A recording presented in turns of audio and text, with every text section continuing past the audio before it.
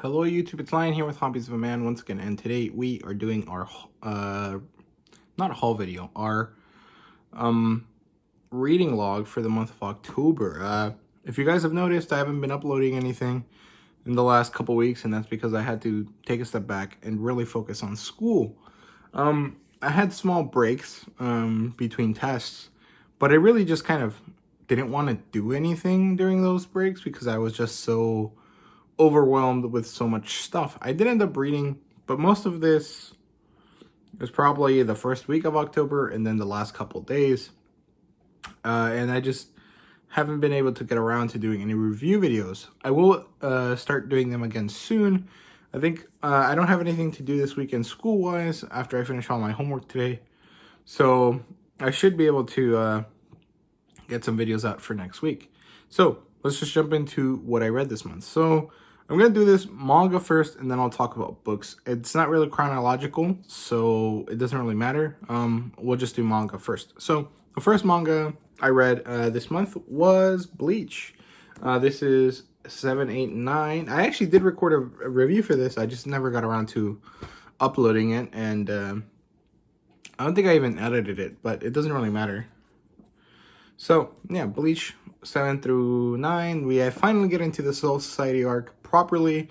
They're in the city. They're fighting to get into the Serete, and they can't. So they had to go find this lady that is gonna shoot them through a rocket, and it's really fun. It's really enjoyable. I mean, really nothing to it. It's just a really traditional shonen that is really fun. So that's basically it for that.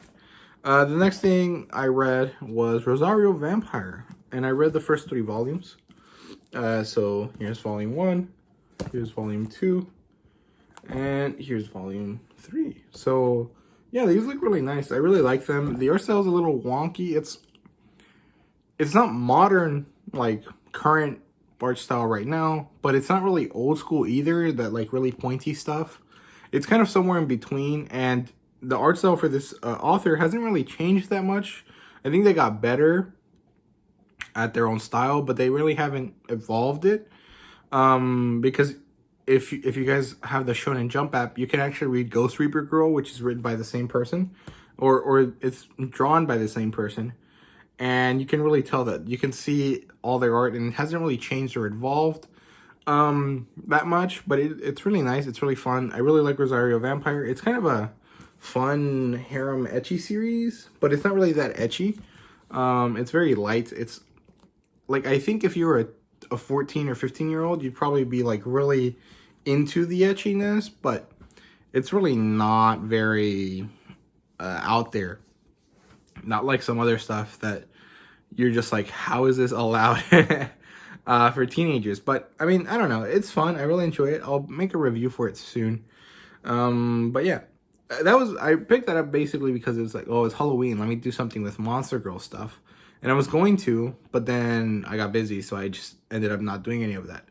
But yeah, Rosario Vampire was really fun. Now, the next thing I got was A Man and His Cat. And I read this, one night really easily, no problem. I read this in like 40 minutes after I had a really stressful test, and I was just so done with class. I was just like, you know what, screw it. I want to read something really relaxing, really chill out. And I picked this up because I thought that was what it was going to be. But then apparently it was like really melancholic and slightly sad and kind of like really impactful. And I almost like, I teared up with this, and I almost cried. And I was just like, so, like, I think I was emotional because I was stressed from my test. But then this kind of like combined with it, and it made me really kind of appreciate the horrible loneliness that old people would feel, and how a pet can really like bring you something really nice and kind of love back into your life if you're an old person that is kind of alone, which is basically what this is about. And so it kind of really hit home, and it kind of like really messed me up for like a minute, but it was really interesting. I'm not sure if I'll pick one up, another one of these up, like volume 2, because they're $13, and as you can see, it's really, really skinny. But it's really high quality. The pages are really nice. The art is really okay.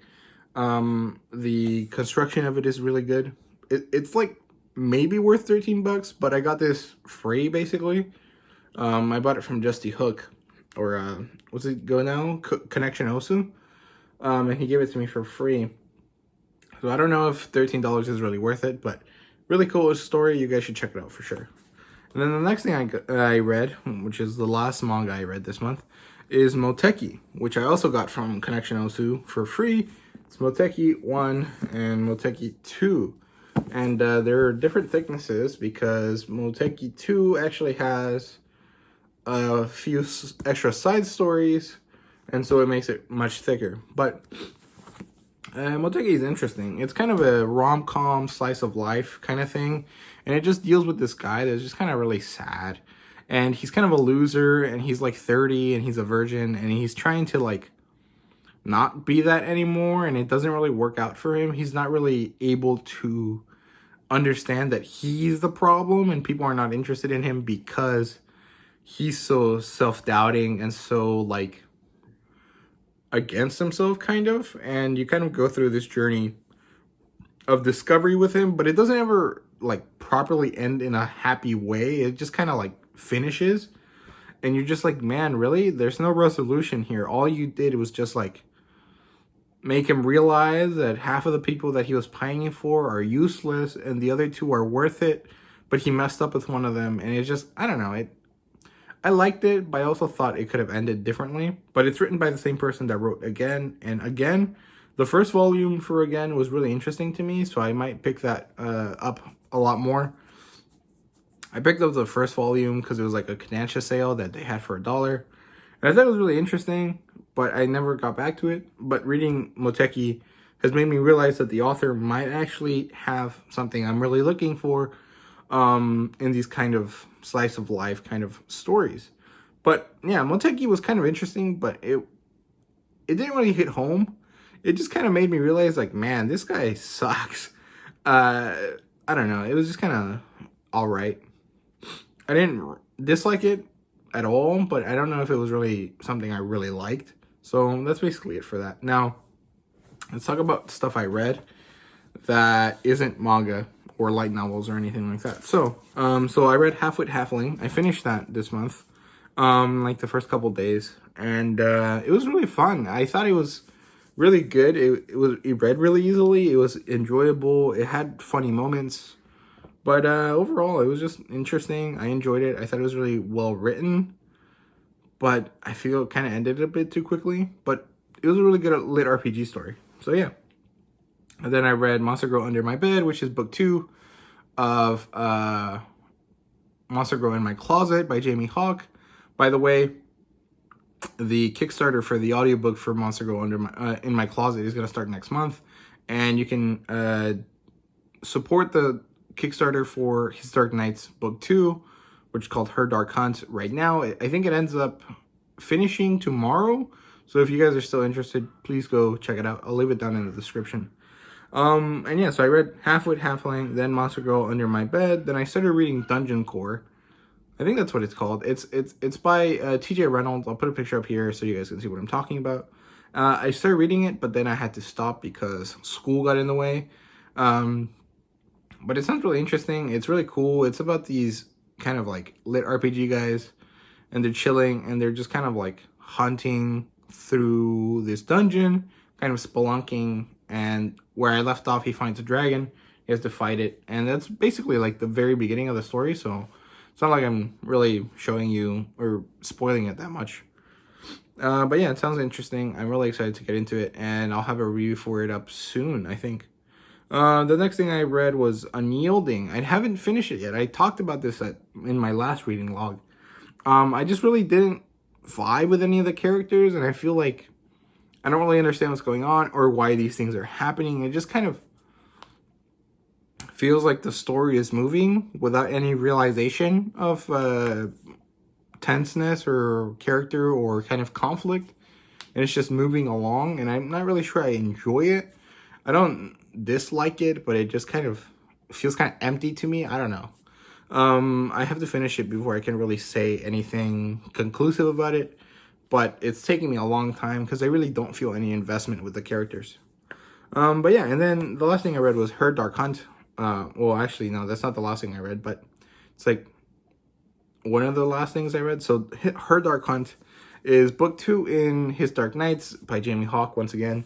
It's a really cool story. I really enjoyed it. I thought it was really good. It was a really good follow-up for the first one, and it kind of cleaned up everything. It also had a bunch of different Easter eggs and stuff to other things, and I thought that was really cool.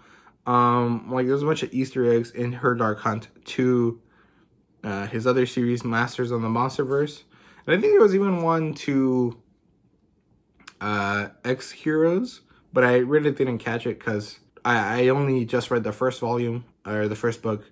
So Her Dark Hunt is really good. I really think it's really awesome. What's it called? The Kickstarter is about to end, so if you want to hop on that, please do so. I would really appreciate it. Jamie Hawk would really appreciate it as well. And yeah, so the next thing I read was Super's X Heroes book 1. I can't remember what the whole title is, but it's the one. It's the first one in his series. I think it's one of his oldest books actually as well. So it was really interesting. I listened to it on audiobook, which is really different from reading it. So I really like the voice for the main character. I thought it was really well done. It was deep. It had resonance. It felt like a main character for sure. However, there was a few times with the female characters that I felt like the voice acting was a bit like overdone. It felt too like loud or too kind of like fake. And I mean, it is obviously fake. They're voice acting, but it felt like the person was trying really hard to make something happen, and it just wasn't working. And this is for the character called Twitch. I don't know. I just didn't really jive with the voice actress that much. I thought it was good. I mean, she did a really good job most of the time, but her accent kind of wavered a little bit. It was like she was trying to be a posh British person, but not have the British accent, and it just kind of like messed up pronunciation sometimes, and it felt really odd. And then during one of the smutty scenes, she got like, I don't know, way too into it, I guess. And it was really off-putting. It wasn't really enjoyable.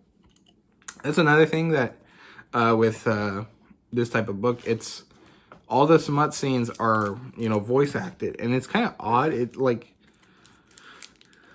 makes it feel a lot more real, I guess. And it kind of like, I don't know, it's a different kind of feeling, and I'm not sure I really liked it. I don't think I disliked it either. It was just kind of like, oh, okay.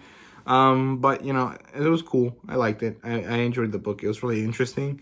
I think the concept is really cool. It's a guy that gets transported into another world. He gets this kind of lit RPG style power system, and the world that he got transported into is basically a prison for supervillains, which is really cool. I thought it was really awesome. Really worked well. And yeah. Now the last thing I've been reading is Atlas of Dreams by Daniel Corbo Negro. I'm almost done. I have like 100 and something pages left. And this is really interesting. I think there's some problems with it. Daniel Corbo Negro is not a native English speaker. He's from Colombia. He speaks Spanish. He does everything in Spanish, but he decided to write this book in English. And so that kind of is interesting. It lends a different flow to the story. But I think that he's also kind of a young author, or like not amateur, but like he hasn't really done that many writing things. He hasn't published more than one book. Or at least there's only one book mentioned at the back of this book that he wrote before this. So his kind of like approach is a little bit unrefined, and it kind of messes with you a little bit. Like at the beginning of the story, you get thrown a bunch of different terms and a bunch of world building stuff that someone like Brandon Sanderson would take 200 pages to do. Daniel Corbo Negro kind of tried to do it in 50, and it kind of really messes it up because you kind of lose interest because you have no clue what's going on. And it's just so many words that are meaningful to the story, but that you don't really understand what they mean. And it's just kind of like, okay, what is all of this and why should I care?